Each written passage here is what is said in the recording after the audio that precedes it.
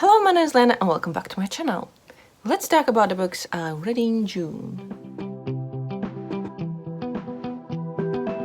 So it's already halfway through July and I'm finally filming this wrap-up because the heat wave is still here and it's slowly melting me.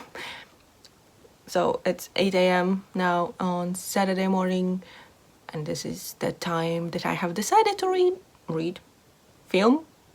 I don't think it's a good time because I'm not half asleep, but I think I'm not 100% awake. And yeah, I'm struggling with words. But I had a really good reading month in June. I managed to read 9 books and I didn't like only one of them. So let's just quickly go through all the books I read last month. I don't remember a lot of things about them, so this is gonna be a struggle for me.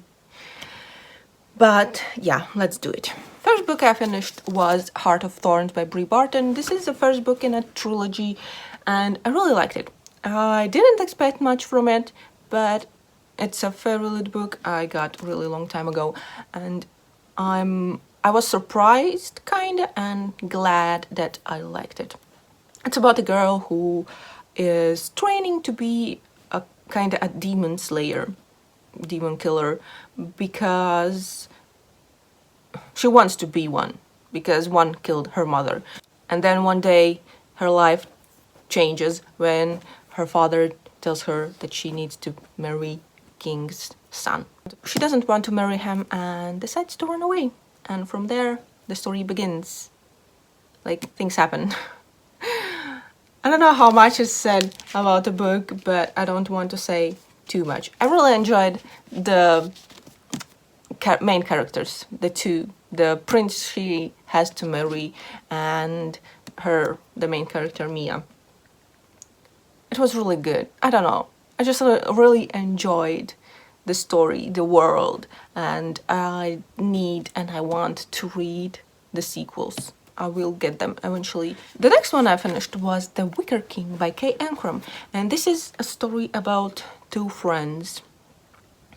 As you can see from the book, like, pages change color, and there is this thing that one of the friends start having kind of visions, not visions, but he sees things that are not there, like only he can see them, and things progress, like they get worse, and yeah, so it's about those 2 friends.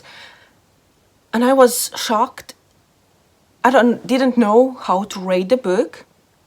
I think it is a good book, but it is difficult because of the things that happen, and I didn't expect the ending, like how it ended, how things turned out. I was shocked. But I enjoyed the book. Especially I enjoyed the formatting, kinda, because I like when there is some extra pictures and the chapters are short. The next one was Dandelion Wine by Ray Bradbury. In this little edition there is the original Dandelion Wine book, story, I don't know what it is, a novel, a novella, short story thing, and then some extra stories from different collections added, like in this Latvian edition. And I liked those added stories more than the actual main story. The main one was about this town, like things that happen in that town, about the people who live there. And it was okay, but I think this is my least favorite Bradbury book. I don't know, because it was too, like, real life heavy. Like, it didn't have anything magical. Not that his books are that magical, but yeah, I don't know. The stories, in the end, they were really interesting. A lot of them were something to do with death. So that was interesting. For some reason I like those more than the main one. But yeah. Next I read Reasons to Stay Alive by Matt Haig. This is a non-fiction about author's experience with depression. It was okay. It wasn't bad, it wasn't like something excellent, but there were places where I kind of resonated with things he said. Like, I know how he felt because I have felt the same or really similarly, so it was good in that point. But nonfiction is really my thing. Like, I like biographies, some historical stuff, but these kind of books I think are not really for me, but it was okay. I am really interested in the author's fiction books. I have two of them. I have Humans and The Midnight Library, so I will read those. Oh, and I have A Boy Called Christmas.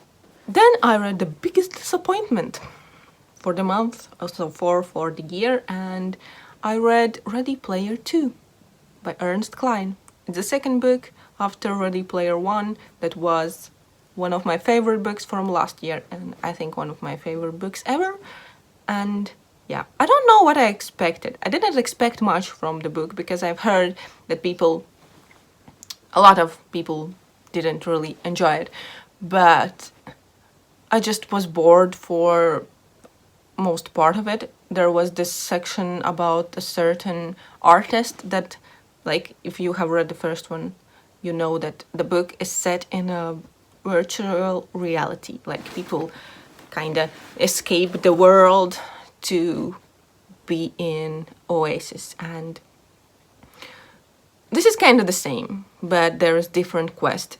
So one of the parts was so boring.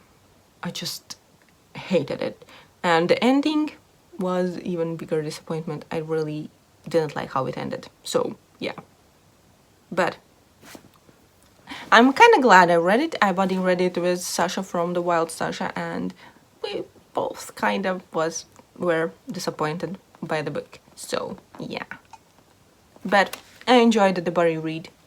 At least something good came from the book. Next one I read was Es izgludināju viņa krāklus by Zane Nuts, or I Ironed His Shirt.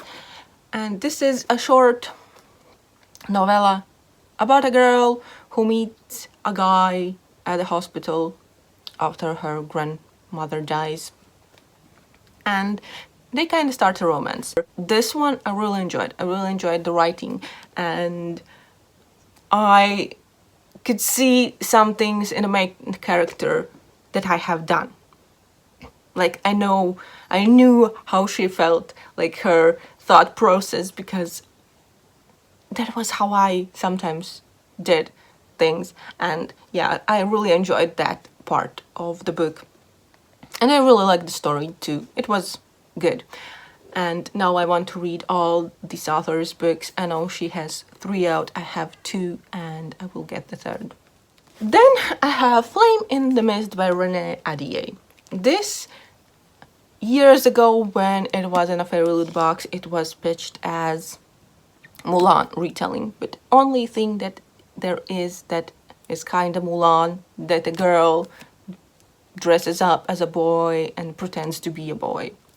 That's it there is. And the main character, she is going to a palace to get married, and her caravan, do you call it that, they get attacked and everyone is killed except her, but everyone thinks that she is dead.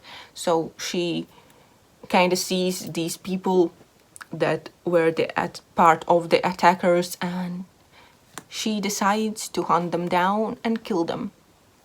So that is the story.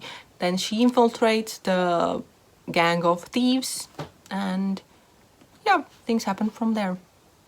It's really interesting. I really enjoyed it, and I don't know what else to say because I don't remember that much, but yeah. Next I read How to Make a Wish by Ashley Herring Blake. This is a YA contemporary romance, and I really enjoyed it. It's about a girl. She comes back from a camp, I think, and her mother has moved in with a new boyfriend. So that's a surprise. And the boyfriend is her ex's father, so she now lives with her ex-boyfriend.